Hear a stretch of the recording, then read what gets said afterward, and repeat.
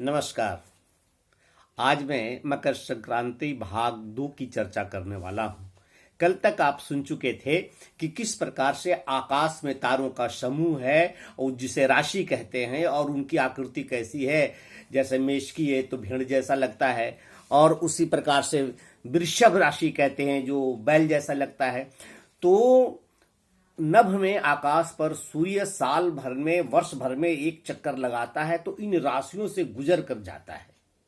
तो इन राशियों से अभी पिछले बार ये दिसंबर महीने में यह राशि जब धनु राशि में प्रवेश किया था तो धनु संक्रांति हुई थी, धनु को संपर्क किया था। अभी कल बताया था कि इसी प्रकार से यह राशि धनु से मकर राशि में प्रवेश किया, तारों के समूह में प्रवेश किया, उसके सामने से गुजरा या उसके बीच से गुजरा, उस सूर्य से भी आगे है। तो वहां से जब गुजरा तो मकर संक्रांति हुआ, और ये पिछले वर्ष में 15 तारीख को हुआ था, इस बार 14 तारीख को हुआ है। वैसे उत्सव मनाने के लिए तो 14 को और 15 को मनाया जा सकता है, क्योंकि हिंदू रीति रिवाज में उदया तिथि को ही मनाते हैं उत्सव को ही, तो उदया तिथि 15 को पड़ता है। तो ये तो धार्मिक बात हो गई, लेकिन 14 को ये हुआ। तो इस प्रकार से सूर्य प्रत्येक महीने में एक राशि छोड़कर दूसरे राशि को संक्रमित करता है, दूसरे राशि में प्रवेश करता है। तो अब जिस दिन वह प्रवेश करता है, अंग्रेजी के महीना आसपास लगता है, कहीं कभी 13 तारीख को होता है, कभी 14 का, कभी 15 का, कभी 16 का।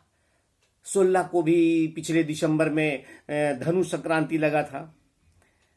तो इस प्रकार से ये राशियां और ये राशियों का महत्व इस दृष्टि में है कि मकर राशि में जब प्रवेश करता है सूर्य, तो उस समय में पृथ्वी पर जो मकर रेखा है, विषुवत रेखा से दक्षिण दिशा में मकर राशि है, और विषुवत रेखा से उत्तरार्ध में, उत्तर की ओर, पृथ्वी के उत्तरार्ध में कर्क रेखा है।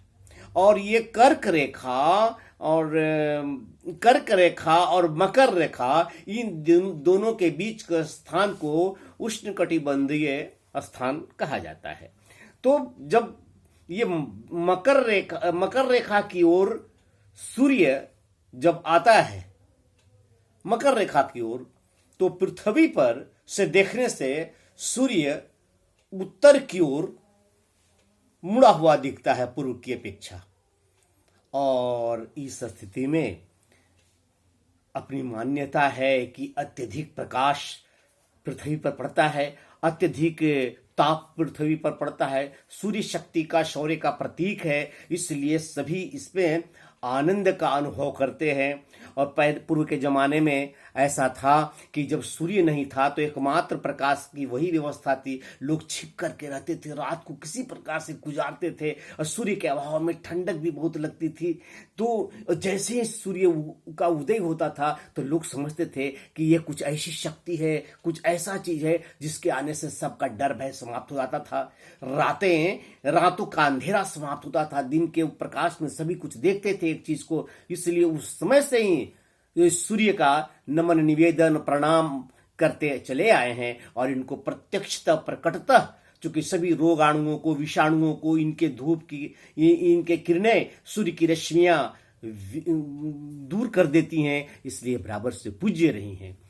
अच्छा, मैं ये बीच में यह कहना चाहता हूं कि आप इस वीडियो को देखते हैं तो मुझे तो कुछ नहीं कहना है, लेकिन आपने अवश्य इसे साझा करना चाहिए, लाइक करना चाहिए, कुछ कमेंट्स भी आने चाहिए, सब्सक्राइब करनी चाहिए, ताकि अधिक से अधिक संख्या में यह वीडियो विस्तारित हो, लोग देख सकें, तो मुझे अच्छा होगा, लगेगा। और यह भी होगा कि शायद अधिक विस्तार होने पर, इसका अधिक विस्तार और प्रचार होने पर इसमें कुछ हर लोग को फायदा होगा, कुछ मेरी भी पॉपुलैरिटी बढ़ेगी। इन सभी चीजों को विचार करते हुए आप अवश्य लाइक करें और अवश्य ही सब्सक्राइब करें।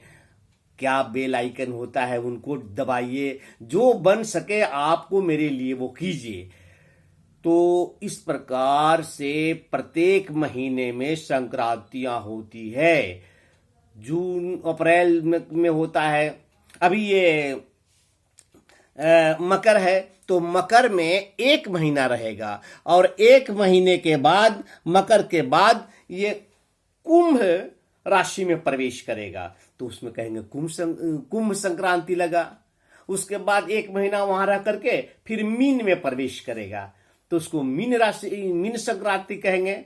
और मीन के बाद अप्रैल के महीने में आसपास मेष संक्रांति लगती है, तो उसको मेष में प्रवेश करेगा तो मेष संक्रांति होगा। और यह बहुत महत्वपूर्ण है, यह सतुवानी होता है उसी में संक्रांति में। ये हम कर रहे थे, एक मकर संक्रांति, एक मेष संक्रांति। आर्यों ने जो बाद में खेती उत्पादन, खेत में कार्य करके नए नए अन्न जब आते हैं, इसमें आया यह खरीफ फसल धान, और उसमें रबी फसल आ जाता है गेहूं इत्यादि, चना, गेहूं और भी बहुत सारे अन्न खेत में आ जाते हैं मेष संक्रांति के दिन। और सतुआ बना करके वो भी पूरे देश के अंदर, जैसे मकर संक्रांति पूरे देश के अंदर मनाया जाता है भिन्न भिन्न नामों से, कहीं पोंगल, कहीं बिहू, कहीं